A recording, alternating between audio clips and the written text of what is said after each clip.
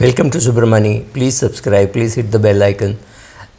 Today, I wanted to tell you some of the landmarks. See, most of us are on to a wealth journey. How do you know that you're on the right track, right? So, for example, if you're going from Mumbai to Chennai by road, it's fairly obvious that if you're starting from somewhere like, say, Sion, then you will see Chembur, you will see Vashi, you will see Nerul, you will see Pune, right? You know that you're on the right track. If you don't see Thane, if you don't see say Borivali, then you know that okay, you're not on the wrong track. You're not going to Ahmedabad. You're going to Pune. And then towards further down you'll go to Chennai, right? So first step could be Pune, it could be Satara. These are the milestones. So what are such milestones for being on the right wealth journey? You have started the wealth journey, you have started doing your SIPs, maybe you were 23, 24, whatever. You started doing all that. You come from a reasonably financially literate house, so you know that equity investing is good, etc. So what are the things which you will use as an indicator? So first, you're prepared for emergencies. In case there is an emergency, you're not running from pillar to post. You don't have to ask your parents, I need some money, right? You don't need to talk to anybody. You have enough. You have a very good credit score.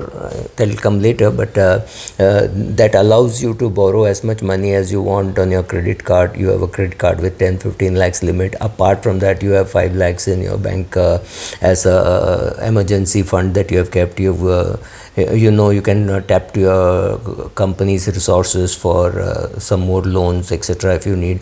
Your spouse is working, your spouse also has similar facilities available, so you're completely prepared for financial emergencies. So and a car breakdown is not a financial emergency, right? So that much money you have in your savings bank account to pay 30,000-40,000 rupees to fix. The windshield is broken, fantastic, 14,000 rupees you fix, or 50,000 rupees depending on the value of your car. So any such emergencies, even a neighbor having an emergency, they turn to you and say, can you admit somebody in hospital?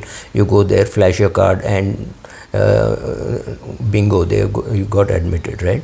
So that is a very good indicator. You're financially aware. You know that taking a credit card debt is not 3% per month, which is for 36%, but it is 42% because it is compounded on the monthly basis. You know how compounding works. You know how equity works. You know that during bad times you should sit tight and not withdraw from equity, right? So you're financially aware, and you're transmitting that financial awareness to your family, right? Your mother, father, brother, children, whatever, right? You're financially aware, and the family knows you're financially aware, and many of them turn to you and say, which mutual fund should I invest in? What should I do? Where should I keep my emergency funds? And you're a good point, and you say, look, I don't know, but this is what I learned, and this is what I am doing.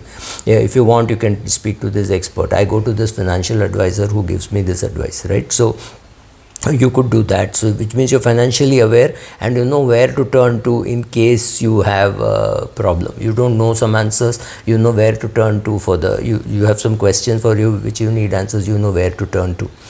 You live well within your means, right? Let me put it this way, there is a comma. You live well within your means. So you live well, comma, within your means, right? So it's not just you live well within your means. So whatever it is, however you look at it, your earning is way ahead of what you are spending. So which means your ability to invest and save is much higher than what you thought it was some time back. And now with the disciplined life, you're building up your assets very fast, so that tomorrow if you want to dip into it for whatever reasons, you want to buy a camera, you want to travel, you want to upgrade your car, you want to upgrade your house, you have a lot of funds available, a lot of investment for your very clear goals, and you're saving for that goal. You know your son is now 11 years old, and 7 years later he is going to require money. You have that money. You know your daughter is 6 years old. After 15 years you're going to need money for her to go abroad to study. You're ready for that emergency. You're ready that I wouldn't call it emergency, for that need. Your daughter turns turns 17 and she says she wants to do medicine, it does not, you don't get perturbed. So you're living within your means, you have your goals, and you're saving for your goals specifically. You're very clearly focused on long term. When somebody comes and says, is this a good investment, you know that you have to look at a 10-year, 20-year kind of a time frame, and not to a 2-week, 3-week kind of a thing. Over the years, you have understood the benefit of doing long term investing. So you, and sitting tight during bad times, you have seen 1 or 2 market falls and you have sat through and you have benefited. So you know equity creates wealth, and equity needs some kind of a particular behavior, and that you have sat with your financial advisor, he has taught you, and you have done it very well, right? So all your investments are now strategic investing. Some short term money you may keep saying, oh, I need to go on a vacation, so I'll keep some money in a liquid fund, I'll use it for 3 months later. So but every investment of yours, you think, for what purpose am I investing? You don't just say, oh, this NFO is coming, so I should apply, this IPO is coming, so I should apply. You have a very nicely structured portfolio. This is on the wealth side. On the other side, you don't have any borrowings, or you have your financial advisor has told you that the mortgage need not be paid in a hurry. You have enough money, your assets are far greater, you can just redeem your mutual fund and pay off your home loan. But you know it is worth keeping the home loan, which is at 7.5%, and keeping your money in equity, which last year gave you 14%, right? So you understand the advantages.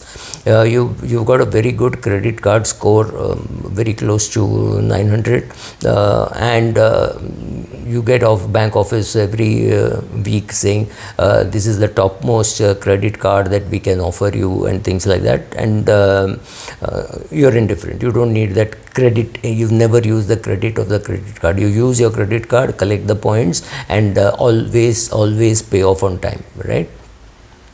You've created multiple sources of income. Now these incomes need not actually come. For example, if you built a mutual fund portfolio of 1 crore, you can create a cash outflow of at least 5 lakhs from that, right? So 5 lakhs per month you can create cash flow. You can create, you shouldn't create and pay tax. Your salary is more than enough, or your business income is much greater than your needs, so you don't need to create, but you can create, right? So let's say you can draw 5% of your assets, and you have 5 crores worth of assets, which means 25 lakhs of income you can create, and your household expenses are about 10 lakhs.